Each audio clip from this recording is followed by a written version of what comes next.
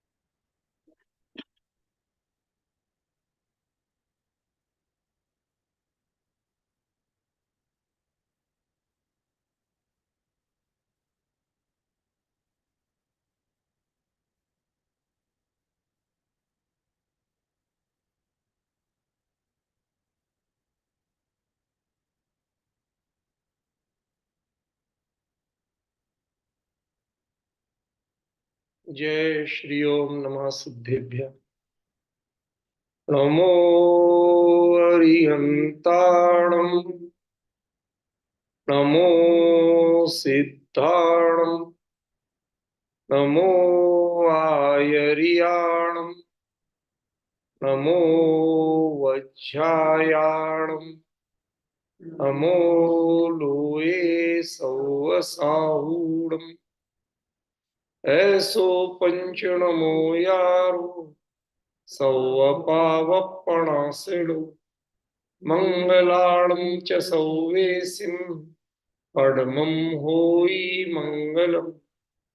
चत्तारि मंगलम् अरिहंता मंगलम्, सिद्धा मंगलम्, साहू मंगलम्, केवलिपन्नतो धम्मो मंगलम्।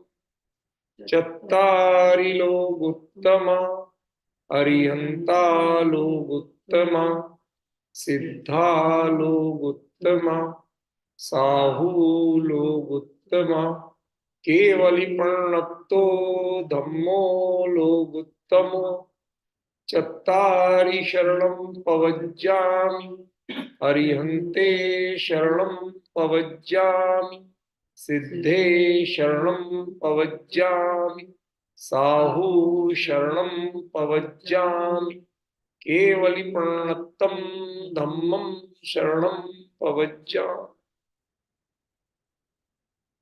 धर्मानुरागी भाइयों बहनों, आज का अपना विषय है धर्म और अध्यात्म, जीवन की आशा या निराशा। ये महत्वपूर्ण विषय है, इस पर हम चर्चा करेंगे। पहले हम जाने कि हम जीवन में धर्म कब करते हैं। कुछ लोग जो ग्रामीण या भारत के पुराने क्षेत्रों के परिवेश से हैं, वहां से जुड़े हुए हैं, वो तो कुल परंपरा संस्कार, हमारे यहाँ पिताजी माताजी चाय नाश्ता तक नहीं देते थे, जा पहले मंदिर करके आ। अब ये कोई धर्म नहीं था, ये हमारे लिए शर्त लगाई गई थी, कंडीशन थी कि भाई वो करके आओगे तो देंगे, नहा के लोगे तो हम ना भोजन देंगे, बिना नहाए नहीं देंगे। तो जैसे नहाना था वैसे ही मंदिर जाना था, वैसे ही कोई पाठ पढ़ना था। इन चीजों को हमने बंधन बनाया था। जो बंधन रूप में है हमारे लिए, वो धर्म नहीं है। क्यों? उसे हमने आत्मसात कब किया, धारण कब किया, स्वीकार कब किया? वो तो आपने हमें मजबूर किया था ना।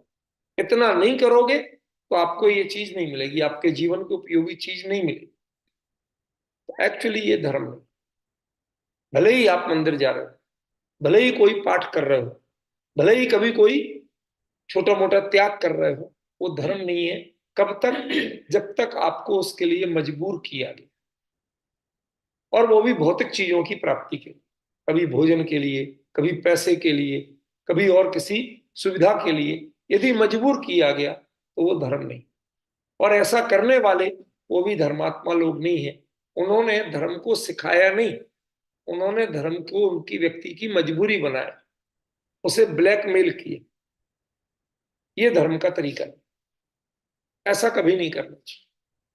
आप उसे समझाओ, प्रेरणा दो, उसका महत्व बताओ, उसके जीवन में क्या लाभ होगा वो बताओ, फिर उसके बाद वो जो करेगा तब वो धर्म, तब वो अध्यात्म है। तो पहली बात कि धर्म दूसरे की आप मजबूरी में नहीं करा सकते, और जो मजबूरी में करता वो धर्म नहीं है, ये धर्म का कॉन्सेप्ट नहीं है। हाँ, आज ऐसा चलता है ये मैं मानता हूं, लोग ऐसा करते हैं मैं मानता हूं, पर ये धर्म का स्वरूप नहीं है, ये आपको कन्फर्म किया। अच्छा एक चीज बता, हम मजबूरी में गए लेकिन मंदिर गए, वहां भगवान के हाथ जोड़े, प्रदक्षिणा आदि दी, ढोक दी, दंदोदक लगाया, चले आए, अच्छा किया या बुरा किया?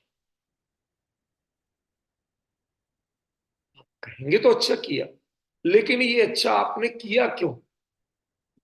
हमारी माता जी इस मामले में भले ही अनपढ़ थी, तेज बहुत थी।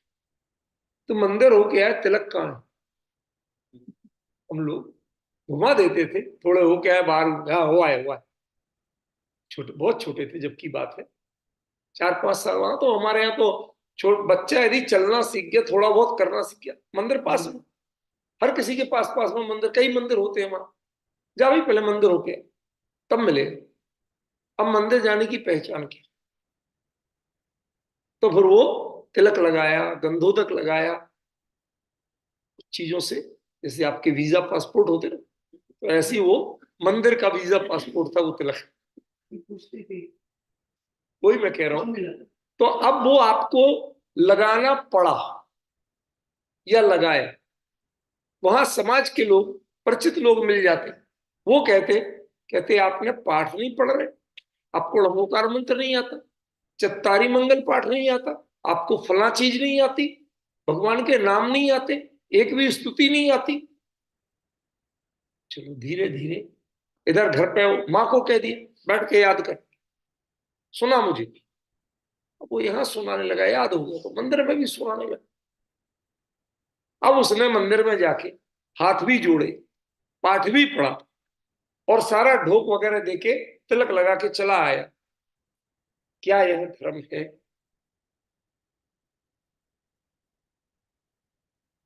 मेरे प्रश्न का जरा सिंसियरली उत्तर दीजिए, और मैं सबसे रिक्वेस्ट करना चाहूंगा कि इस चर्चा में दूसरे कामों के लिए नहीं बैठी, चर्चा में चर्चा के लिए बैठी, तब तो चर्चा है।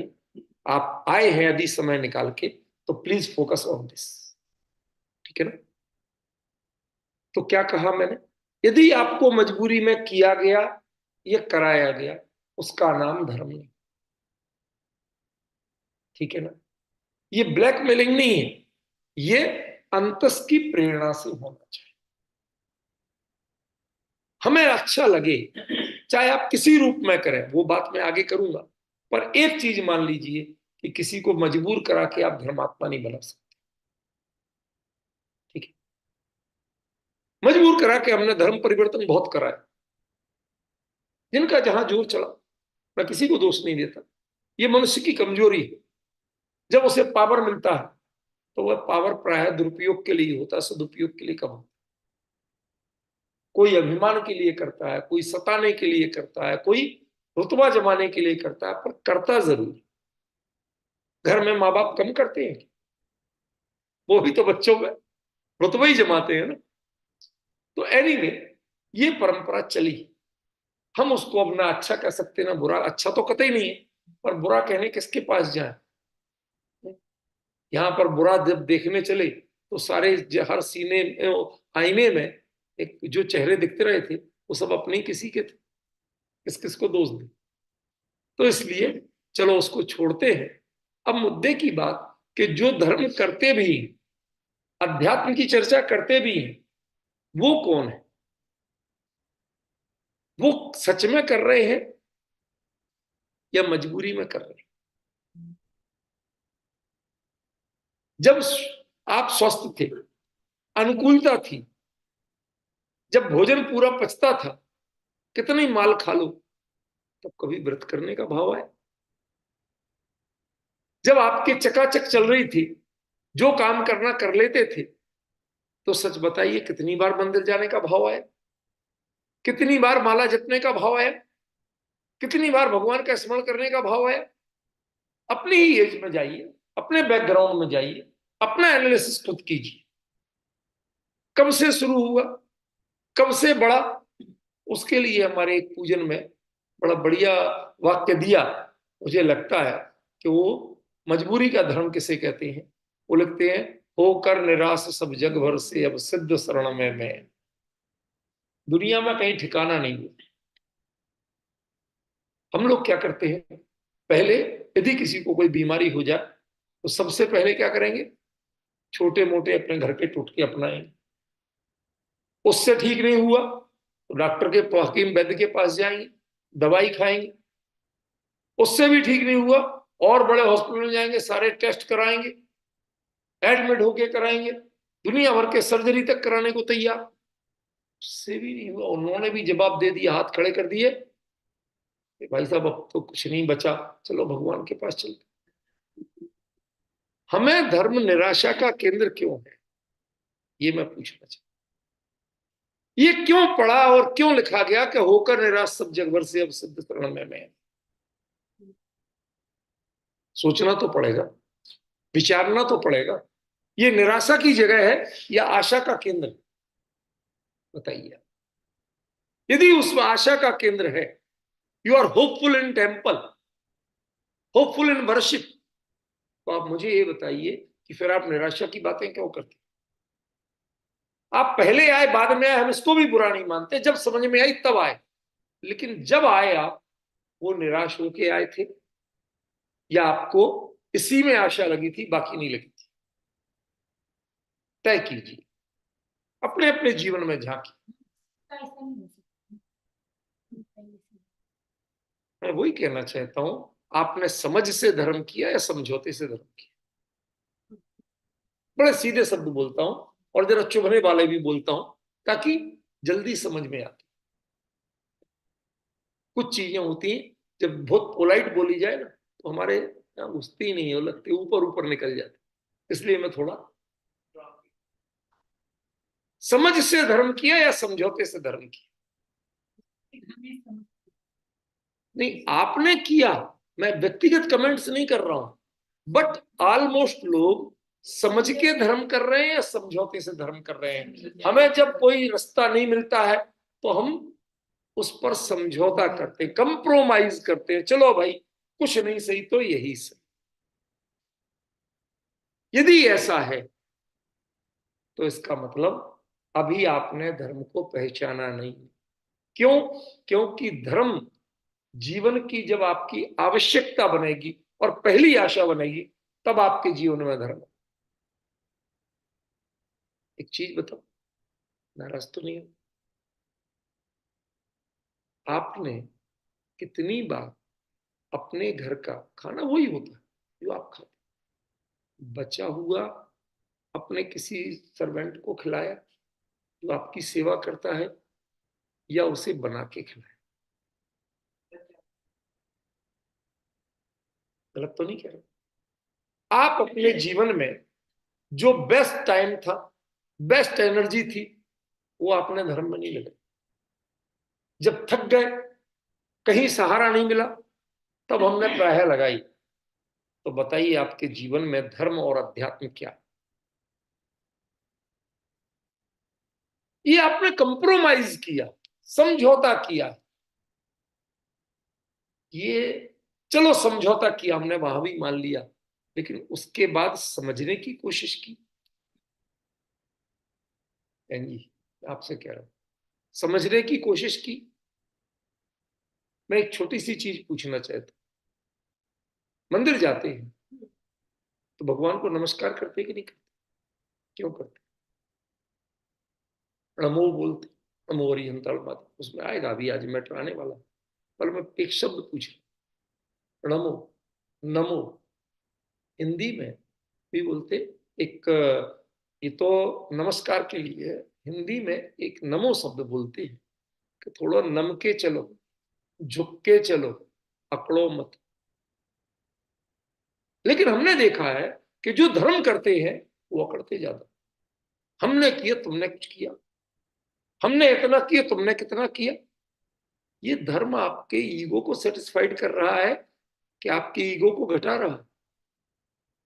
पूजन में तो पढ़ते हैं मान महाविष्णु करई नीच गति जगत में।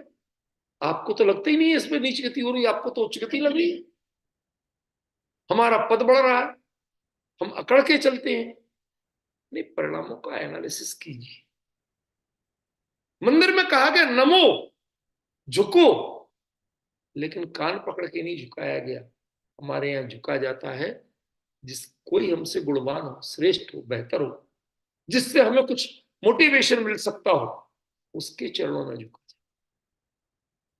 क्या पहचाना आपने भगवान? भोगों की भीख के अलावा और क्या पहचान? भगवान मेरे बेटा ठीक हो जाए। और युगल जी ने, बाबूजी ने एक बहुत अच्छी कविता लिख दी इसकी। माना कि तुम झट बेटा देते हो और डाकनी भूत तुरंत ही हर लेते हो। कभी कभी तो तुमको भी कौतूहल आता, सहज फेर देते सहसा ही जज का माथा। इसीलिए बस आवश्यकता भगवान तुम्हारी, ब्लैक मार्केटिंग में रखते लाज हमारी। और नहीं तो हमको तुमसे मतलब भी क्या, दुनिया में बस इसीलिए भगवान बच गया, तुम्हें जानकर जग तुमसे अनजान रहे। हमने देह के दर्शन किए, बाहरी भगवान के दर्शन किए, जो अंतरंग की भगवत्ता थी उसको नहीं पहचाना। हमने अपनी लिस्ट जाके सुना दी, मुंह से शब्द बोलते हैं उनके गुणों के और मन में भावना रखते हैं अपनी लिस्ट की। भगवान ये करो, भगवान ये हो जाए। ये जैन दर्शन नहीं है, वास्तव में दर्शन ही नहीं है, धर्म ही नहीं है। हम अकेले उनसे मांगे। आजकल बच्चों ने भी यही शुरू कर दिया, माता पिता से तब बोलते हैं डैड मॉम, उनके मुंह से शब्द तब निकलते हैं थोड़ा, अदरवाइज कहाँ है डैड मॉम, उनकी कैसी तबीयत है? सच बताओ कितने बच्चों ने आपसे पूछे? जब तक आप नहीं कहो उन्होंने कब कब आपको याद किया, कब कब परवाह की? कितने माता पिता सौभाग्यशाली हैं जिनके बच्चे पूछते हैं कि आपने दवाई ले ली आज की कि नहीं ली, आपने भोजन किया था नहीं किया था। माँ बाप पूछते हैं, बेटा मनाते हैं, बेटा खा, मैं खा लिया, भूख नहीं है, ये वो, बेटा घर का बना, बड़े प्यार से बना है। सारी चिंता माँ बाप की क्यों, बच्चों की क्यों नहीं? हम भगवान को इतना मानते हैं, जितने मंदिर बनाते जा रहे हैं इतने भगवान विराजमान करते जा रहे हैं, भक्तों को चिंता क्यों नहीं है कि वो उनकी विनय करें? जितने आज भगवान बन रहे हैं उतने भक्त बन रहे हैं क्या? जितने मंदिर बन रहे हैं उतने लोगों में धर्म बन रहा है क्या? क्या जरूरत है? यदि किसी के कस्टमर्स नहीं है तो उनके शॉप्स खोलने की क्या जरूरत? मेरी कड़वी बात लगेगी लेकिन सुनिए। आज बिजनेस का एक सिंपल एक सिनेरियो होता है कि आप अधिक शॉप्स किस चीज की खुलती है? जिसकी मार्केट में डिमांड। एम आई राइट? सही बात है ना? मैं आपसे पूछना चाहता हूं कि क्या आज इतने भक्त बन रहे हैं, धर्म को समझने वाले बन रहे हैं कि इतने मंदिर बनवाए जाए, इतने धर्मायतन बनवाए जाए, इतने भगवान विराजमान किए जाए? आज इंडिया में जितने मंदिर और जितने भगवान विराजमान हो रहे हैं उतने भक्त मंदिर में नहीं आते जितने भगवान मंदिर में। कौन उनकी विनय करेगा? कौन पूजा किसके लिए बनवाया? एक प्रश्न है भाई। पहले भक्त तो बनाइए, भगवान की जरूरत तब है। भक्ति तो जगाइए तब भगवान की जरूरत है। लेकिन हमने अपने जीवन में मान लिया मेरा तो जीवन सफल हो गया, मैंने मंदिर बनवा दिया। अरे तुमने मंदिर बनवा दिया उतने धर्मात्मा नहीं हो, तुमने भक्त कितने बनाए तुम वो धर्मात्मा। इनकी विनय करेगा कौन? कौन देखेगा इनको? आपका माँ बाप के लिए हमने महल जैसा मकान बना दिया, बूढ़े माँ बाप दो अकेले रहेंगे, कौन सफाई करेगा? उनको तो सिर दर्द। कौन मेंटेन करेगा? कहीं ऊपर आवाज आती है, रात को चिंता होती है, कौन घुसे, कौन देखे? ये परिग्रह बढ़ाना, माफ करना, ये बहुत सारे जिनालय और बहुत सारे भगवान बिना भक्तों के परिग्रह। जोड़ तो रहे हो आप, लेकिन उतनी भक्ति नहीं सिखा रहे। इतने भक्त पैदा करिए कि उनको वेदी नहीं मिले, भगवान नहीं मिले प्रक्षाल करने को, तो आप एक और वेदी बनाइए, एक और भगवान विराजमान कीजिए, हम आपके समर्थ। लेकिन हमने क्या किया? अपने ईगो को सेटिस्फाइड करने के लिए, अपना रिकॉर्ड दिखाने के लिए मंदिर और मूर्तियां बहुत विराजमान कर दी। लेकिन अपने बच्चों को आपने कितनी भक्ति सिखाई, कितना धर्म सिखाया? जब आप अपने घर में नहीं सिखा सकते हैं, तो आपको इनके विराजमान करने का कोई अधिकार नहीं है। क्यों? जैन दर्शन क्या, विश्व के सब दर्शन कहते हैं कि मंदिर और भगवान भक्तों के बिना सूने हैं। और सूनापन ये दोष है, ये गुण नहीं। समझिए, मार्केट में आप बड़ी शॉप खोल के बैठ जाओ, वहां पर कोई लेने वाला नहीं है। सरदारों के शहर में कोई नाई की दुकान खोल के बैठ जाए, भूखों मरेगा बेचारा। इतनी तो अकल होना चाहिए, तू खोल कहाँ रहा? जहां कोई बाल ही नहीं कटाता, वहां तू एक कैंची और उस तरह लेके बैठ रहा है, होगा क्या तेरा? पहले वो उसके ग्राहक तो बनाइए, वो ढूंढिए, जहां पर हो वहां जाइए। जी, सच बताइए, आपने क्या किया धर्म के? हमने बाहर में संसाधन बना दिए, लेकिन संस्कार नहीं है। आज जरूरत है उन संस्कारों को जगाने की, उनका महत्व समझाने की। तब ये मंदिर सार्थक होंगे, तब ये भगवान सार्थक होंगे, तब धर्म की प्रभावना होगी। तो एक चीज तो मुझे ये कहना थी। दूसरा, जो धर्म क्या है, दुनिया के हारे थके लोगों की शरण स्थली है क्या? तो क्या कहते हैं, शरणार्थी कैंप बोलते हैं। ज्यादातर आप ईमानदारी से देखें, नाराज नहीं हो, कि मंदिर में ज्यादातर जो व्यवस्थापक हैं उनके अलावा, और कोई कोई के संस्कार भी होते हैं, सबको गलत नहीं कह रहा हूं, ज्यादातर वो लोग दिखते हैं जिनको कोई और इलाज नहीं है, कोई शरण नहीं है। जाके भगवान से ही थोड़ी प्रार्थना कर लें, शायद कुछ हो ही जाए, हो सकता है उनका मूड बन जाए और ध्यान दे ले। ये बड़ी विडंबना, ये बड़ी भारी गलती। यहां आशा के साथ कोई नहीं आ रहा, निराशा के साथ सब। यदि आप धर्म की वास्तव में महिमा सिखाएं, भगवान की वास्तव में महिमा सिखाएं, अध्यात्म का महत्व सिखाएं, और लोग आकर्षित होके, यदि आप ध्यान के नाम पर आज का मेडिटेशन सिखाते हैं, तो तबीयत ठीक करने लोग आते हैं, मन ठीक करने नहीं आते। मैं आपसे बात कह रहा हूं, लेकिन थोड़ा सा विचार। धर्म की शुरुआत कहां से है? मन और विचारों से। आप फिजिकल पोजीशन तो सुधारना चाहते हैं, लेकिन उस फिजिकल मंदिर भव्य बनते जा रहे हैं, भगवान का स्वरूप और ठिकाना नहीं है, तो क्या फायदा है? ऐसे ही आप देह संवारते जाएं, लेकिन आपके परिणाम नहीं संभले, संस्कार नहीं संभले, तो फायदा क्या? क्या करोगे इसका? फिर तो पहलवानी कर लो, अखाड़े में जाओ, कसरत कर लो, वहां भी देह ठीक होती। समझ गए?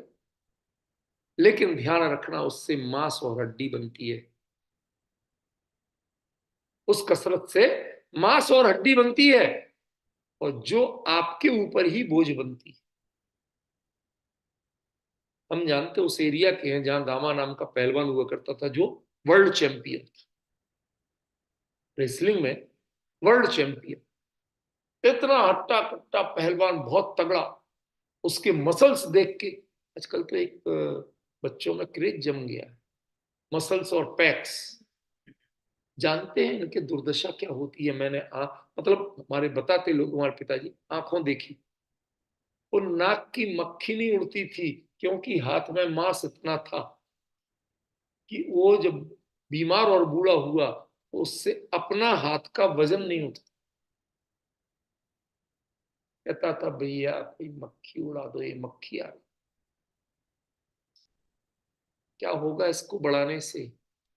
चाहे ये देह का परिग्रह हो और चाहे धन का परिग्रह हो, जितना बढ़ाओगे आपके लिए सिरदर्द बने। पुण्य के उदय से बड़ा कुछ भी हम उसको जबरदस्ती फेंकने को नहीं कहते हैं, लेकिन उसका सदुपयोग तो करिए। उसका दुरुपयोग करना ही जरूरी है। गैम्बलिंग के केंद्र में जाके भी तो पैसे का खर्च होता है, और किसी को मदद करके भी पैसे का खर्च होता है। आप कहां लगाना चाहते, तय कीजिए। धर्म की जो विधियां हैं, क्या उनका अर्थ आप जानते हैं? मतलब आप जानते हैं? मैं आपसे पूछता हूं, जो जैन संस्कार थोड़े जानते हैं, मैं आपको भी बताना चाहता हूं कि मंदिर में हमारे जो भगवान होते हैं ना, तो हम दर्शन करते हैं, ढोक देते हैं, उसके बाद 3 प्रदक्षिणा लगाते हैं, राउंड 3। क्या है ये? क्यों लगाते हैं 3 प्रदक्षिणा? आप जरा शांत रहिए। क्यों लगाते हैं? हमारे यहाँ लोक में कहावत चलती है कि वो आदमी, हमारे यहाँ बेस्ट आइटम, पिताजी अक्सर कहते थे, ये माल सबसे बढ़िया क्वालिटी का और सबसे बेस्ट प्राइस में हमारे यहाँ। आपके जगह जगह लिखा होता है best price, today's best price. तो कहते बेस्ट प्राइस में हमारे यहाँ आया, वो 3 चक्कर लगा के आया।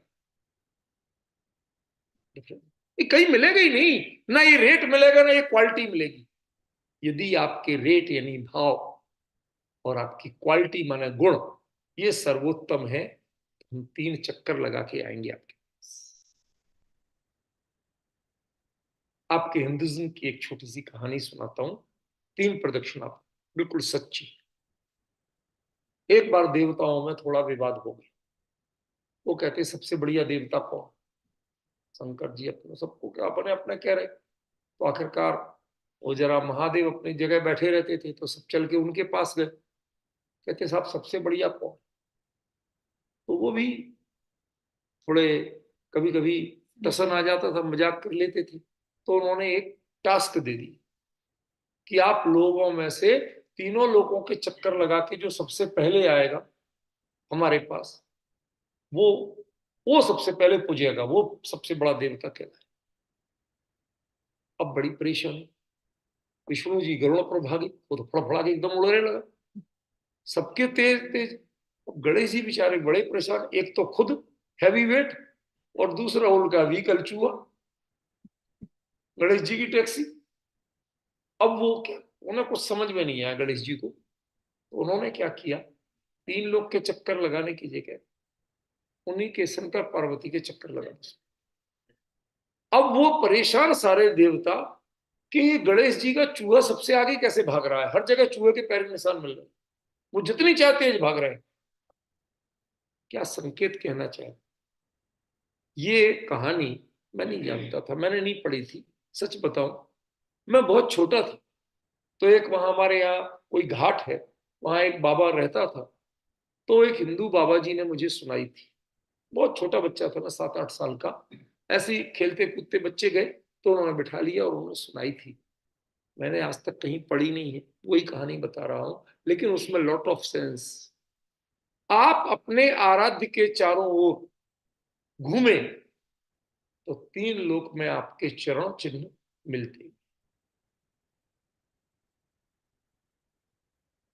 आप 3 लोक के चक्कर लगा के आइए, आपके यहाँ 3 प्रदक्षिणा 3 लोक के जितने कृत्रिम और कृत्रिम चैत्यालय हैं उनके दर्शन के लिए। को नहीं पता हो, मैं प्रमाण सहित बताता। धवला आदि ग्रंथों में लिखा हुआ, आपको चाहिए जैन सिद्धांत को, वो जैन लक्षणावली हो अभी लाई, अभी के अभी प्रमाण निकाल के दी, सिद्धांत कोश में भी दिया हुआ है धवला आदि ग्रंथों का प्रमाण। वो कहते हैं कि जो पहले आप जाके दर्शन करते हैं, हाथ जोड़ते हैं, उसके बाद सामने पूर्व दिशा में जितने, पहले अधोलोक के, फिर मध्यलोक के, फिर ऊर्ध्वलोक के। पहली प्रदक्षिणा में अधोलोक के सब कृत्रिम वहां तो अकृत्रिम ही, कृत्रिम है नहीं, जिनालयों के दर्शन, जिन बिंबों के दर्शन। दूसरे में मध्यलोक के कृत्रिम और कृत्रिम जिन बिंबों जिनालयों के दर्शन। और तीसरे में ऊर्ध्वलोक के 3 प्रदक्षिणा, 3 चक्कर, 3 लोक के तीर्थों की वंदना। अब हमने क्या समझा? इन चक्कर कहा था, लगा लिया। किसने अर्थ समझा? किसने उस दिशा में, कि इस दिशा में जितने भगवान विराजमान है मैं उनकी वंदना करूं? किसने समझा? हमारे यहाँ एक समग्र वंदना आती है, एक प्रत्येक वंदना। अभी आपने नाम सुना? नहीं सुना? प्रवचन सार पढ़िए, मंगलाचरण में ही दिया। ते ते सब्वे समगम समगम, प्रत्येक में वो प्रत्येकम। मैं समग्र वंदना करता हूं, कुंद कुंद खुद लिख रहे हैं आचार्य देव, और मैं प्रत्येक वंदना करता हूं।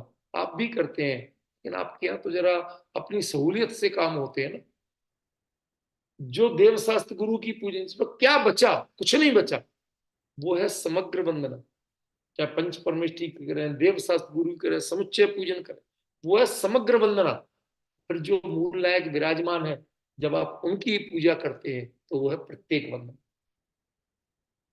समग्र वंदना में भले ही सारे तीर्थंकर हों, पर उनके कल्याणक नहीं आते। लेकिन जब इंडिविजुअल की करते हैं, उनके एक एक कल्याणक और तिथि का स्मरण हो। समझ गए? ये कॉन्सेप्ट है। पहले हमने सबकी कर ली, फिर हमने एक की।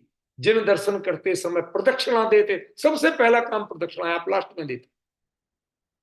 वो आपने सबकी वंदना की, और अंत में जो सामने विराजमान है, फिर उनकी स्तुति और पूजा की। वो प्रत्येक वंदना। इन सबके कॉन्सेप्ट में बहुत गहराई है, ज्यादा अभी गूढ़ता में नहीं जाऊंगा, शाम की चर्चा हमारी सरल है, वही बताऊंगा। तो हमने इनकी भक्ति शुरू की। भक्ति शुरू की गुण पहचान के, या अपनी लिस्ट सुनाने के लिए? पुराना एक सिस्टम था, वैद्य के पास जाते थे और आप हाथ कर देते थे। अब वो बताता था यूं नब्ज पकड़ के, तुमने उड़द की दाल खाई थी, तुमने, वो सब बता देता था। क्या खाया था उस, आपके घर नहीं गया, लेकिन वो नब्ज की चाल से बता। तो हम उसके प्रति अभिभूत होते थे कि हाँ, ये बहुत अच्छी तरह जानता है, इसे सब पता है, इसकी दवा काम करेगी। तब आपको श्रद्धा जगती थी, तब आप उससे दवाई लेते थे। आज, आज का डॉक्टर कुछ जानता है? रिपोर्ट करा के लाओ, मैं 10 रिपोर्ट लिख देता हूं, वो जांच करा के लाओ, उनमें जो लिखा होगा वो मान लूंगा। तो ये प्रोसेस बदलती जा रही है ना। मैं उसको गलत नहीं कह रहा हूं, मैं जिस अर्थ में कह रहा हूं उस अर्थ में समझिए, कॉन्सेप्ट को समझिए। तो ये जो अंतर पड़ रहा है, हमने सामने वाले के गुण नहीं जाने, हमने उसकी डिग्रियां जानी। वो इस बीमारी के इलाज के लिए कुछ जानता है, पर बाकी चीजें नहीं जानता। ये हमने अपनी कमजोरी मानी। इस डिफरेंस को स्वीकार करना, ठीक है ना? हम उनसे भोगों की याचना तो करते हैं, अपनी लिस्ट तो सुनाते हैं, कभी उनकी सुनी? हम कहते हैं मंदिर में कभी भगवान, आपने भगवान से तो बोला, पर भगवान ने आपसे कुछ बोला? क्यों बहन जी? मंदिर तो कभी कभी तो जाते ही होंगे, दर्शन करते ही होंगे, तो भगवान ने आपसे कुछ बोला? आप ही बोलते रहते हैं, वो कभी कुछ नहीं बोलते। ये ऐसी जगह तो हमें नहीं जाना जहां वन वे डायलॉग हो, हमें तो बोथ वे डायलॉग चाहिए। ध्यान रखना, मौन की भाषा इस सर्वोत्तम भाषा, संकेत की भाषा वो विश्व की प्राचीनतम भाषा।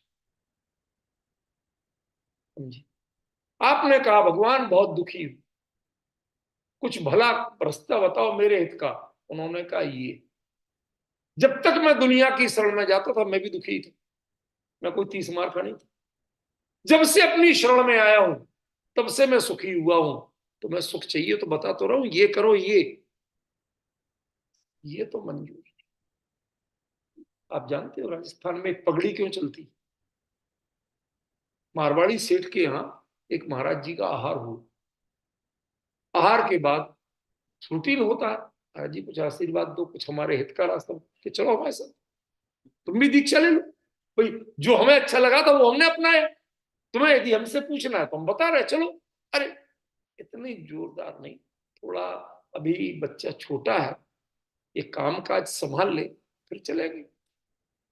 कितने 15-16 साल बाद? ठीक है, 15-16 साल बाद महाराज जी फिर आए। उन्होंने कहा चलोगे? महाराज जी अब लड़का काम काज तो संभाल, दुकान धंधे से तो फ्री हो गया हूं, लेकिन इसको थोड़ा अभी शादी कर लो, जिम्मेवारी से फ्री हो जाओ, चलो। 2 साल बाद आया, फिर बच्चों के लिए कहने लगा। बाद में बच्चे दुर्दशा कर रहे थे दादा की, वो खिला रहा है और वो शुद्धि कर रहा है उनके ऊपर। तो होते ही संसार में, और क्या होता। उन्होंने कहा और कितनी दुर्दशा कराओगे सेठ? महाराज जी आप तो पीछे ही पड़ गए, कोई शॉर्टकट रास्ता बताओ। तो उन्होंने कहा 4 गज कपड़ा लाओ और सिर पे बांध लो, मैंने कफन सिर पे बांध लो, तुम्हारे कोई इलाज नहीं है, तुम सुधर नहीं सकते, तुम कभी पुरुषार्थ नहीं कर सकते, तुम यहीं रहोगे, ऐसे ही रहोगे, अब तुम्हारा इलाज सिर्फ मौत करेगी। हमने कपड़ा बांध लिया सिर पे और अपने आप को मान लिया कि अब हम धर्मात्मा हो गए, हम बड़े आदमी। एक फैक्ट कहानी, सही घटना। क्या हुआ भाई, बताइए? किस रूप में अपनाया हमने और किस पे हम गर्व करते हैं, जरा पहचानिए। समय बहुत कम है। मैं ये कहना चाहता हूं कि इस धर्म और अध्यात्म के कुछ व्यवहारिक समाधान लीजिए, जो आपके स्वास्थ्य के लिए, जो आपके मानसिक स्वास्थ्य के लिए और जो आपके जीवन के लिए बहुत उपयोगी हैं। समय बहुत सीमित रहता है, 35 मिनट हो गए और मेरे लिए अभी आधा भी मैटर चौक नहीं हुआ। मैं कोशिश करूंगा थोड़ा सा कंट्रोल करके बताऊं, ताकि आपको मैटर तो मिले ना। हमारे शुद्धात्मा जी पिक तो ले जाते हैं, पर मैटर अधूरा रह जाए तो फायदा क्या। पहला जो कल का छूटा था वो इसमें ले रहा हूं। पहला है सामायिक कर्म। सामायिक माने कोई मिनट मिनट नहीं, सामायिक माने समता भाव की प्रैक्टिस। लेकिन उसमें एक चीज होती है, समय जुड़ा होता। क्या कहा? सामयिक में समता की आराधना करना, बट समय से करना। समय से करना मतलब जीवन में कुछ संधि काल जिनमें हमारी फिजिकली और मेंटली जो स्थिति है वो थोड़ी डिस्टर्ब हो। 3 संध्या कही गई, सुबह, दोपहर और शाम। सुबह उठते हैं, जब तक ये पेट नॉर्मल नहीं हो जाए तब तक क्या आप सही चल पाते हैं, कुछ कर पाते हैं? ऐसा थोड़ा सा गड़बड़ है। तो इसको गड़बड़ करना, इन सब के चक्कर में ये भी बहुत गड़बड़ होता है। रात भर नींद में अलसाए पड़े थे, अब जाग के आपको सबसे पहले क्या करना? फिजिकल हेल्थ के लिए आप ध्यान रख लेते हैं, योगा करते हैं, कसरत करते हैं, दिखावे का मेडिटेशन करते हैं, लेकिन मेंटल हेल्थ के लिए, उसके लिए सामयिक समता भाव की आराधना सुबह से रखो कि कोई भी परिस्थिति होगी हम समता की आराधना करेंगे, हम उसमें डिस्टर्ब नहीं होंगे, ना किसी के पीछे भागेंगे, ना किसी को भगाएंगे। भागते तब है जब राग होता है, भगाते तब है जब द्वेष होता है। ना हम राग करेंगे ना द्वेष करेंगे, समता भाव की आराधना करेंगे। ये है पहला आपके जीवन का मूल मंत्र। 3 बार ये करके देखिए। मैं आपको लिखित देता हूं, यदि कोई सामयिक करना सीख गया, उसकी भी प्रोसेस है थोड़ी सी, यदि सीख गया और उसके बाद एक पहले करने के पहले 6 महीने का अपना डेली का दिन में 3 बार ब्लड प्रेशर और हेल्थ चार्ट बना लीजिए, और उसके बाद अगले 6 महीने का बना लीजिए। आप सब टेस्ट भी कराइए बीच बीच में, 6 महीने का कब कौन सी चीज कितनी थी, और अगले 6 महीने में डे बाई डे कितना चेंज हुआ। मैं चैलेंज दे रहा हूं मेंटल हेल्थ के लिए। जब तक मेंटल हेल्थ नहीं सुधरेगी, फिजिकल हेल्थ आपकी सुधर नहीं सकती। मन को सुधारना बहुत जरूरी। मन के हारे हारे और मन के जीते जीत, वो हमें समझना बहुत जरूरी। इसलिए पहला काम सामयिक। ये ढोंग नहीं है, ये मजबूरी नहीं है, ये आपके जीवन की अनिवार्यता है। देव दर्शन से ज्यादा महत्वपूर्ण है, पूजा से ज्यादा महत्वपूर्ण है, प्रक्षाल से ज्यादा महत्वपूर्ण। ये आपको धर्मात्मा बनाने के लिए, मंदिर जाने लायक बनाने के लिए, जैसे आपको नहाना जरूरी है, तन धोना जरूरी है, वस्त्र धोना जरूरी है, सामग्री धोना जरूरी है, तो चित्त धोना जरूरी नहीं, मन धोना जरूरी नहीं है। समझे? वो आपको सिखाते हैं, वो काम है सामा। कभी मौका मिले तो इसकी विस्तार से बताऊंगा, प्रोसेस बताऊंगा। दूसरा है समता भाव को अकेले पाठ के रूप में पढ़ना नहीं, उसको अप्लाई करने की कोशिश करें। आज ये एक बड़ी विडंबना है, हम पाठ में तो बहुत अच्छी बातें पढ़ते हैं, उपदेशक भी बहुत अच्छे उपदेश देते, लेकिन वो खुद अप्लाई नहीं करते।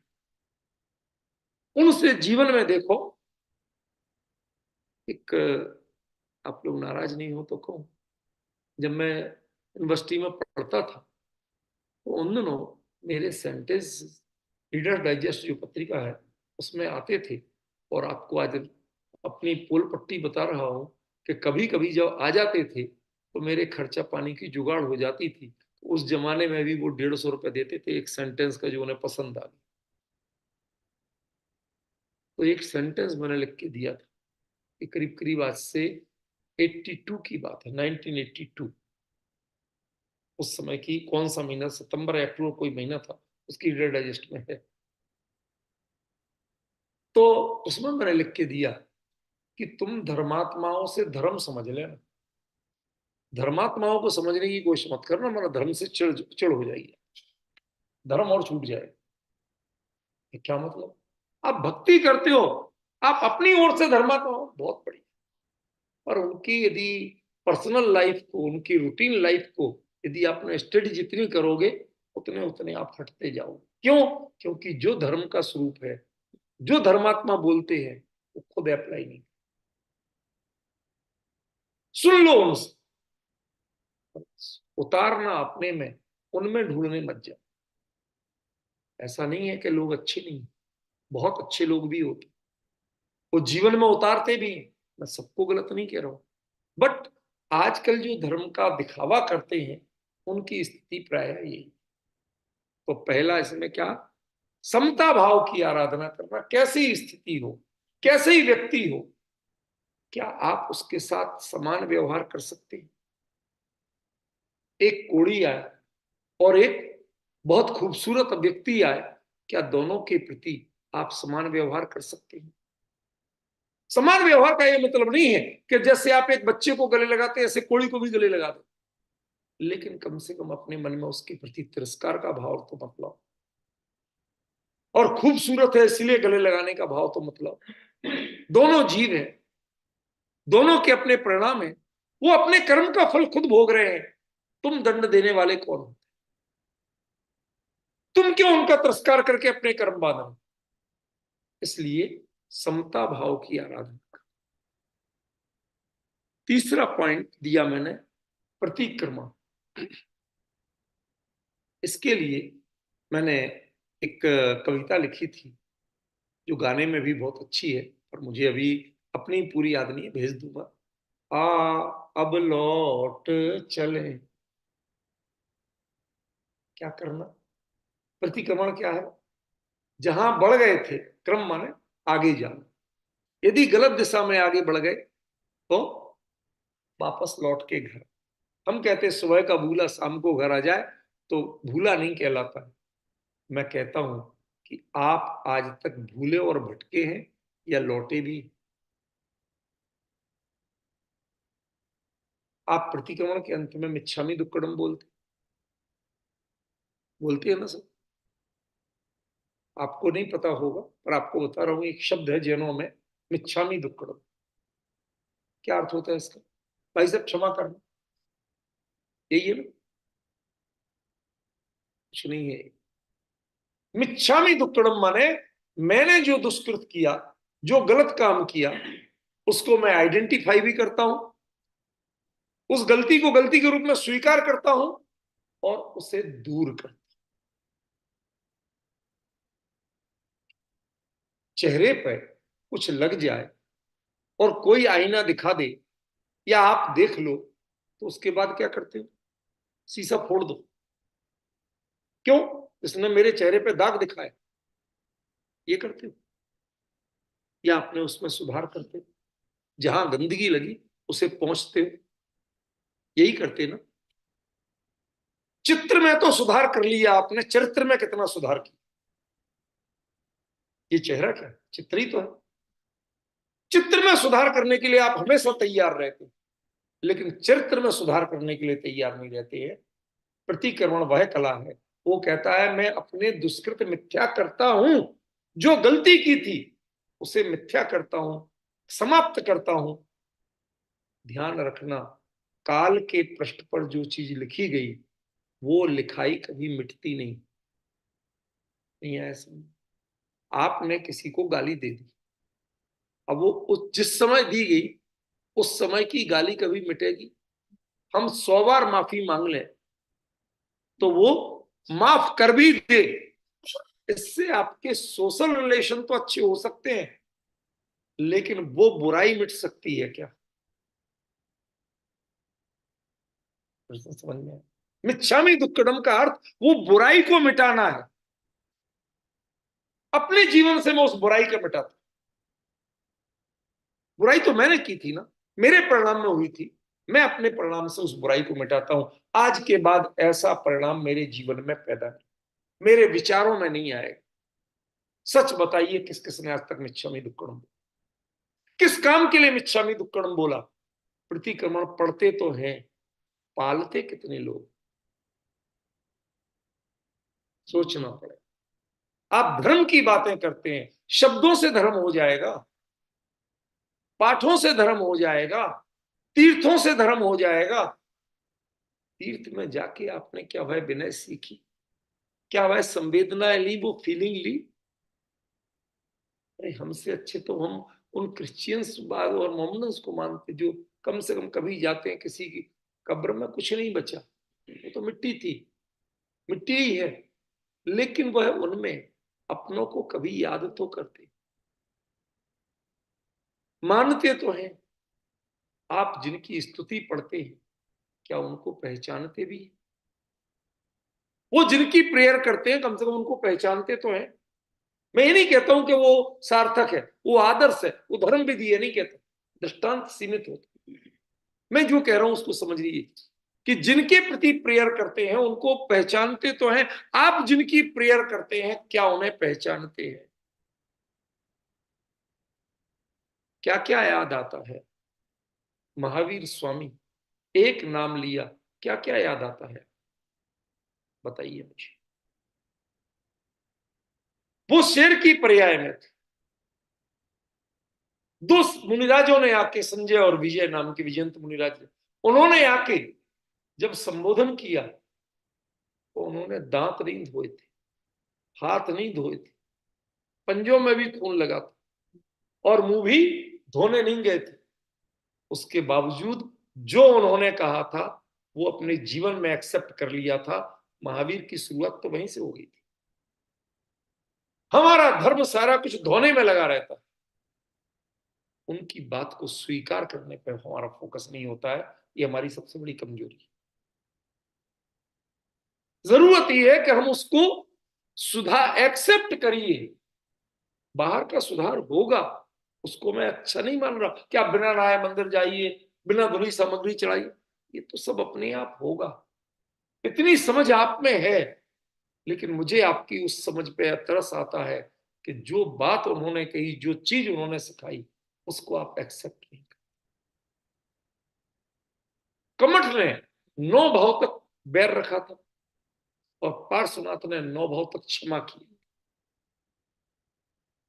आप कमठ के मठ में रहना चाहते हैं या पार्श्वनाथ के मंदिर में रहना चाहते? पार्श्वनाथ के मंदिर में रहना तो बुराई ग्रहण करना छोड़िए, क्षमा करने की भी जरूरत नहीं पड़ेगी। जब आप उस दूसरे में बुराई देखेंगे तब तो क्षमा करना ना। आप बुराई ग्रहण ही नहीं करते। आपके यहाँ तो बड़ी विचित्र स्थिति है। आपके यहाँ मॉल्स होते हैं, ग्रोसरी स्टोर्स होते हैं, हमारे यहाँ छोटी मोटी दुकानें होती हैं जिनमें दाल चावल बिकते हो, दाल चावल ही बिकते हैं, उनमें वो चीजें नहीं बिकती हैं जो हम बनियों के यहाँ नहीं आती। और आप क्या करते हैं? बिकता है, यहाँ तो सभी कुछ बिकता है। क्या करते हैं? उसी जगह जाओ, उसी ब्लॉक में जाओ जहां आपके काम की चीज, उतने ही देखो जो आपके काम का है। यदि बगल में कुछ और रखा है तो देखना ही नहीं। दिख भी जाए तो देखना नहीं, इग्नोर करना। करते हो कि नहीं करते? आपके पड़ोसी की बुराई आपको क्यों दिखती है? वो जिसे इग्नोर करना चाहते उसे इग्नोर नहीं करते, और जिसे एक्सेप्ट करना चाहिए उसे एक्सेप्ट। बहू को सास की दिखती है, सास को बहू की। क्यों हम बुराई को ही ग्रहण करना चाहते हैं? आप कौन हो मुझे बताओ। आप जैन हो, भले आदमी हो, उच्च कुल के हो, तो आप उच्च कुलीनता दिखाओ तो सही। आपके आचरण में भी तो दिखना चाहिए, आपके व्यवहार में भी तो दिखना चाहिए। आप ग्रहण तो कर रहे हो बुराई का। तो मेरे हिसाब से तो आप उस ग्रोसरी स्टोर में जाके जो चीजें नहीं लेना चाहिए वो ले रहे, वहां आप समझदारी दिखाते हो, और अपने पास पड़ोस में, अपने रिश्तेदारों में वहां समझदारी नहीं दिखाते। सच बताइए, दरवाजे पर खड़े खड़े जब लेडीजों की, या आजकल तो व्हाट्सएप या मोबाइल पर जो घंटों चर्चा होती है, उसका निष्कर्ष बता सकते हैं? नहीं, नहीं है। सबकी किसने क्या गड़बड़ किया वो सब बताते हैं, किसने क्या अच्छा किया ये कभी बताते। अच्छा ही बताने के लिए 5 मिनट का समय भारी पड़ता है, 5 मिनट में हम थकने लगते हैं। और बुराई की चर्चा करने के लिए मैं, वो पति बेचारा बुलाता रहे, कहती 2 घंटे से कह रही हूँ, 5 मिनट में आ रही हूँ, सुनते नहीं। कितनी ईमानदार है। 2 घंटे से कह रही हूँ, 5 मिनट में, 2 घंटे में उसके 5 मिनट पूरे नहीं। क्यों? क्योंकि बुराई की चर्चा। और अच्छाई की चर्चा, मंदिर में जाते हैं, 5 मिनट में बाहर। इसका मतलब है कि पहले अपना सेल्फ एनालिसिस कीजिए। आप कौन हो, खड़े कहां हो, आपका आचार विचार संस्कार क्या है, क्या आप इस धर्म और अध्यात्म के लायक भी हैं? विचार कीजिए। लास्ट प्रोसेस बता रहा हूं, क्योंकि आज मैं समय को फॉलो करने की कोशिश कर रहा हूं, कोशिश ही कर रहा हूं, गारंटी नहीं दे रहा। वो क्या है? धर्म को हम अप्लाई कैसे करें, अध्यात्म को अप्लाई कैसे करें, उसके लिए 3 स्टेजेस हमारे यहां बताए। एक मंगल की, एक उत्तम की, एक शरण की। और मजे की बात यह है कि तीनों वही हैं, अलग अलग नहीं। संकेत समझे शुद्धात्मा जी मेरे? प्राय हम लोक में जिसे मंगल मानते उसे उत्तम नहीं, जिसे उत्तम मानते उसकी शरण में नहीं जाते। जंक को उत्तम मानते हो? नहीं मानते, लेकिन जंक की शरण में जाते। कहती हो जंक सड़ा गला है, बेकार है, हानिकारक है, लेकिन शरण में जंक की जाते। बखान उत्तम का करते हो, हाइजेनिक फूड, ऑर्गेनिक फूड, बखान उनका करते हो। समझ में आया? और मंगल किसे मानते हो? मंगल किसी और को ही मानते हो, जो जिसके आपका काम जिससे चलता है, आपकी पॉकेट जो भरता है वो मंगल। बॉस देवता मंगल है। दुकानदार के लिए ग्राहक बढ़िया जो मोटी कमाई कराए वो मंगल है। ये सब जो हमारे तीन क्यों हैं अलग अलग? कोई मंगल है, कोई उत्तम है, कोई जो शरण हम किसी और की लेते हैं। जैन दर्शन कहता है, भारतीय संस्कृति कहती है कि जिसको मंगल मानो उसमें उत्तमता भी खोजो, और जिसे उत्तम स्वीकार कर लो, शरण उसी की लेना, फिर किसी और की मत लो। समझ में आया? मैं अभी आपको एक चीज और बताना चाहता हूं। प्रणोकार मंत्र पढ़ते हैं, क्या अर्थ होता है? जो आप अर्थ करते हैं मैं वो अर्थ नहीं करता। इसको यूनिवर्सल बनाना है तो बहुत सुंदर अर्थ है। मैंने इसमें प्राकृत में पूरी गाथाएं लिखी नमोकार मंत्र के अर्थ, और उनकी हिंदी पद्यानुवाद भी की। मैं शॉर्ट में बताऊंगा, वो सब नहीं सुनाऊंगा। प्रणमो अरिहंत। अरिहंत किसको कहते हैं? जिनके 64 चमर होते हैं, 3 छत्र होते हैं, भामंडल होते हैं, जिन सुनिए, अर्हता, योग्यता। आप लिखते हैं ना किसी पद की अर्हता, अर्हता मीन्स योग्यता। आप योग्य बन, जिन्होंने अपनी योग्यता प्रमाणित कर दी, जिन्होंने योग्यता की उपदेश नहीं दी, जिन्होंने अपनी लाइफ में अप्लाई करके उसे प्रूव कर दिया कि हाँ यही सही है। दुनिया में बताने वाले बहुत मिलते हैं। डॉक्टर कहता है ड्रिंक तो नहीं करते, लीवर खराब हो रहा है, तुम्हारी किडनी खराब हो रही, स्मोक तो नहीं करते, लंग्स खराब हो रहे, स्मोक तो नहीं करते। और भला आदमी, डॉक्टर साहब आप करते हो कि नहीं? कभी ओकेशनली लेता। मतलब जिस चीज की आप बुराई करते हैं उसको आप खुद अप्लाई नहीं करते तो आप अर्हत नहीं है, योग्य नहीं है। आपने योग्यता को, जिसको अच्छा माना, उसको अपने जीवन में प्रमाणित करके नहीं दिखाया। जो जीवंत चलते फिरते हम जिनको देख के जान सकते हैं कि हाँ इन्होंने जिसको धर्म को कहे, संस्कार को कहे, जो अच्छाई है उसको अपने जीवन में प्रमाणित करके दिखाया, उनके लिए नमस्कार कर। क्या आपने अनंत में पहचान आई? क्या उन्होंने प्रमाणित करके दिखाया? वीतरागता, सर्वज्ञता, जो आप कह रहे थे, मैं बात को आ रहा हूं, लेकिन ये डायरेक्ट उत्तर नहीं। पहला उत्तर है अरंताड़म का उत्तर वीतरागता सर्वज्ञता नहीं है। अरंताड़म का उत्तर वो है कि जिन्होंने अपनी योग्यता को जीवन में चरितार्थ सार्थक करके। अब बताइए कौन नहीं मानेगा अनंत को नमस्कार? सब। नमो सिद्धाणम, जिन्होंने स्वयं तो अपने आप में योग्यता प्रमाणित की, लेकिन जिन्होंने दूसरों के बीच में भी सिद्ध करके दिखाया। फर्स्ट कॉन्सेप्ट है को एग्जिस्टेंस का। अनेकों सिद्ध, सिद्ध सलाह में एक साथ रहते हैं। हम 4 साधर्मी एक साथ नहीं रह सकते। वो अनंतों सिद्ध एक साथ रहते, कोई किसी से डिस्टर्ब नहीं होता, कोई किसी से बाधित नहीं होता। उन्होंने सिद्ध करके बताया कि आत्मा ये दुख का केंद्र नहीं है, आत्मा एक दूसरे से टकराव पैदा नहीं करती, आत्मा एक दूसरे से ईर्ष्या पैदा नहीं करती।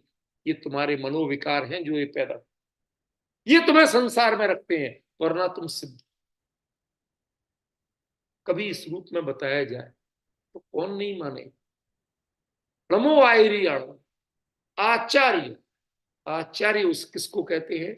जिसका खुद का आचरण, जो उपदेश नहीं दे, अपने आचरण से उपदेश। मैं एक दृष्टांत देता हूं, बहुत छोटा सा, समय तो ज्यादा नहीं है।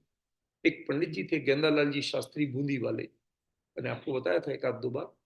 तो वो एक ये एग्जांपल वो देते थे, मेरा नहीं। वो कहते कि एक राजा को कहीं किसी साधु के पास गया, तो वो तोता था, वो राम राम राम राम राम की जाए ऐसे बोलते। तो राजा को बहुत, तो हम तो राजकाज में फंसे रहते हैं, मैं तो राम का नाम लेने की फुर्सत नहीं, ये तोता मुझे दे दो महाराज, हमारे लिए सुनाएगा, कम से कम हमारे कान में राम का नाम तो पड़े, कुछ तो भला होगा। हम तो राजकाज में उलझे रहते हैं। साधु राजा को कैसे मना करे, दे दिए। अब राजा जो भी आए उसको देखा, देखो कितना बढ़िया, तो साधु महात्मा है, साधु का तोता है, राम राम करता। तो एक कोई चतुर आदमी मिला, उसने क्या किया, रामचंद्र जी की खूबसूरत तस्वीर लाया, बहुत बढ़िया, और वो सामने रख दी और तोता को पिंजरे से निकाल दिया। अब तोता फुदकता फुदकता गया, तो राम की जय बोल रहा, अभी भी बोल रहा, और राम की जय बोलते बोलते उनकी फोटो पर नाक के ऊपर बैठ के बीट कर। अब क्या कहूंगा, राम राम करता है, राम को ही नहीं पहचानता। राम की जय बोलता है पर राम के व्यक्तित्व को नहीं पहचानता। कैसा भक्त है तू, तेरी जय करने का क्या लाभ? आई रियाणा, जो अपने आचरण से प्रमाणित करे कि धर्म ये है, उनको नमस्कार। बताइए इसको कौन नहीं माने? उवज्जायाम, कौवे को भी यदि रोटी का टुकड़ा मिलता है तो कांव कांव करके सबको बताता है। हम तो भैया ऐसे कौवे हैं, यदि हमें कुछ संस्कार, कुछ धर्म, कुछ जानकारी मिली, तो यहां भी किसी ने कहा नहीं था, हमने कहा चलो भाई यदि 4 लोग मिले तो उनको हम चर्चा करके आएंगे, अपना समय निकालेंगे और बोलेंगे, बताएंगे, उनसे मिलेंगे, उनको कुछ प्रेरणा देंगे। मैं भी ये उपाध्याय माने सिखाना, क्या सिखाया आपने, जिसको आपने एक्सेप्ट किया, आत्मसात किया, जिसे अच्छा माना और पहचाना, उसको हमने सिखाया। जब तक आप जिसको खुद नहीं एक्सेप्ट कर पाते हैं, आपको दूसरे को सिखाने का अधिकार नहीं है। लेकिन आजकल वही सिखाते हैं जो खुद नहीं अपना। कल मैंने बताया था, जो हीरोइन जिस साबुन का प्रचार करती है उससे कभी नहाती नहीं, कभी नहीं नहाती। यही स्थिति हमारी। आप धर्म के प्रचारक बन रहे हैं, धर्म के आचारक नहीं बन। धर्म आचरण का नाम, कि accept your in your life, पहले अपनी लाइफ में स्वीकार करो और फिर जो अच्छी बात है वो अच्छा ही बताओ, दूसरों को बुराई मत बताओ। आज हमारी चर्चा का विषय बुराई होता, अच्छा ही नहीं होता। चेंज करो। आप भी आचार्य को नमस्कार करने लायक हो जाएंगे, आप भी उपाध्याय को नमस्कार करने लायक हो जाएंगे। और सबसे बढ़िया, प्रमो लोए सब साहूणम, लोक में हर व्यक्ति वो हमें पूज्य है जिसने साधु बन के दिखाया। साधु माने घर छोड़ना, ये करना, इसका नाम नहीं। साधु शब्द का अर्थ है अच्छा, अच्छाई को धारण करके सिखाए, बुराई को नहीं सिखाए। हमारे जीवन में, कल बताया था मैंने, कि जिसके जीवन में बुराई है हम उसको सलाम करने लगे हैं, जिसके जीवन में अच्छाई है उसको इग्नोर करने लगे हैं। ये बड़ी, बहुत बड़ी विडंबना पैदा हो। ये पंच परमेष्ठी का स्मरण, उनके नमन करने का है कि पहले हम अपने जीवन में अकेले पद को नहीं नमस्कार करें, व्यक्ति को नमस्कार नहीं करें, उस प्रोसेस को नमस्कार करें जिसने उन्हें पूज्य बनाया। लास्ट में चत्तारी मंगल पाठ की, शायद समय तो आपका हो गया। 5 मिनट का मुझे प्लीज छूट दीजिए, मैं उतने में पूरा कर दूंगा। इस्लाम में जो ये नमाज है ना, ये पढ़ी जाती है, इसमें जो कुछ पढ़ा जाता है, मूल अरबी के वो पाठ लेके मैंने सिद्ध किया था। आज से करीब 28 साल पहले आर्टिकल लिखा था, लंबा आर्टिकल, सारे प्रूफ दिए थे। उसमें बताया चत्तारी मंगल पाठ का जो मेन कॉन्सेप्ट है, वही कॉन्सेप्ट नमाज का है। आपको चाहिए, मैं वो आर्टिकल दिल्ली से भेज दूंगा आपको, आप पढ़ लें। करीब 14-15 पेज का आर्टिकल था, प्रिंटेड में। क्या है, पहले मेरे लिए, दुनिया के लिए मंगलकारी कौन, किसका चेहरा देखना मंगल। एक व्यक्ति ने कहा, किसी ऐसा व्यक्ति सुबह सुबह दिख गया, वो था राजा। राजा गया तो वो कहीं घोड़े पे से गिर पड़ा। किसी ने कहा, साहब आपने सुबह सुबह उसका मुंह देखा, गर्दन उड़ा दो उसकी, मार डालो उसे, ना दिखेगा ना लोगों का दिन बिगड़ेगा। सुनिए जरा, उसने कहा, आखिरी इच्छा तो पूछी जाएगी, पूछिए। महाराज, मेरे चेहरा देख के आप घोड़े से गिर गए, चोट लग गई, आपका चेहरा देखने से मेरी जान जा रही है, बताना अमंगल कौन। आपने मुझे देखा था, मैंने आपको देखा। आपका व्यक्तित्व ऐसा हो। लोक में 4 ही मंगल है, अरिहंता मंगलम, सिद्धा मंगलम, साहू मंगलम, इन 3 का बताया। और चौथा, केवली प्रणतो धम्मो मंगलम, केवली भगवान के द्वारा बताया गया जो धर्म है, सत्य है, वस्तु का स्वरूप, वो मंगल है, यही उत्तम है। जब मंगल जिसको माना, तो ध्यान रखना, हम मंगल तो मानते हैं लेकिन परेशानी होती है दिमाग में, इतने सारे भगवान है, किसको पूजे। कुछ किसी के भक्त, कोई किसी के भक्त। आपके एक नया कॉन्सेप्ट चल पड़ा आज, भगवानों में भी वर्गीकरण। जैनों में भगवान में वर्गीकरण नहीं था, नाम अलग अलग थे पर क्वालिफिकेशन एक थी, सभी वीतरागी सर्वज्ञ। आज हमने उनमें भी क्लासिफिकेशन कर दिया। मुनि सर्वोत्तनाथ शनि महाराज को दूर करते, फला महाराज भगवान इस ग्रह का इलाज करते हैं। क्यों भैया, ये सारे ज्योतिषी देव हैं, और सारे ज्योतिषी देव उनके इंद्र वह भगवान के चरणों में झुकते हैं, उन्हें इनका इलाज कर, वो इतने भारी हो गए ये ग्रह कि जो उनका इलाज करने भगवान को आना पड़ेगा। अरे तुम्हारे इंद्र उनके चरणों में झुकते हैं, वो तुम्हारे इलाज के लिए। उनमें आप भेद नहीं कर सकते, लेकिन आज भेद होने लगा। इसका मतलब हमारे मंगल तो हम सबको मानते हैं, लेकिन हमें उत्तम कोई कोई है। हमारे उत्तम अलग है, आपके उत्तम अलग। कोई कहते हैं हम पार्श्वनाथ को पूजते हैं, उन्हें पार्श्वनाथ की जय करने में, पूजा करने में जो जोर आता है वो महावीर की करने में नहीं। ये जो भगवानों का वर्गीकरण है, ये आराध्यों का वर्गीकरण है, ये वर्गीकरण बताता है कि आपने मंगल तो सबको कहा, लेकिन उत्तम सबको नहीं कहा। तब तक आपका जीवन मंगलमय नहीं होगा, जब तक आप उन्हीं को उत्तम नहीं, और फिर उन्हीं की शरण। शरण का मतलब क्या है, लास्ट सेंटेंस होगा। दुनिया में सब धर्म कहते हैं मेरी शरण में, जैन धर्म कहता है आप अपनी शरण। अत्ता खु में शरणम, आत्मा ही मेरे लिए शरण। भगवान क्या कहते हैं, जिनकी शरण में आप जाते हो, भैया अपनी शरण में जाओ। मैं किसी, जब तक दुनिया की शरण में रहा तब तक दुखी था, इसी सेंटेंस से बात शुरू हुई थी। और जब मैं अपनी शरण में आया तब से मैं सुखी हूं। तो वास्तव में कौन शरण, ये मंगल, उत्तम और शरण, इसके कॉन्सेप्ट पे, इसके सीक्वेंस पे जो बात बतानी है वो कल की चर्चा में बताऊंगा। आज की चर्चा में इतनी जानकारियां जो दी, जो टॉपिक आपको दिए थे, उन पर चर्चा बेसिकली पूरी की।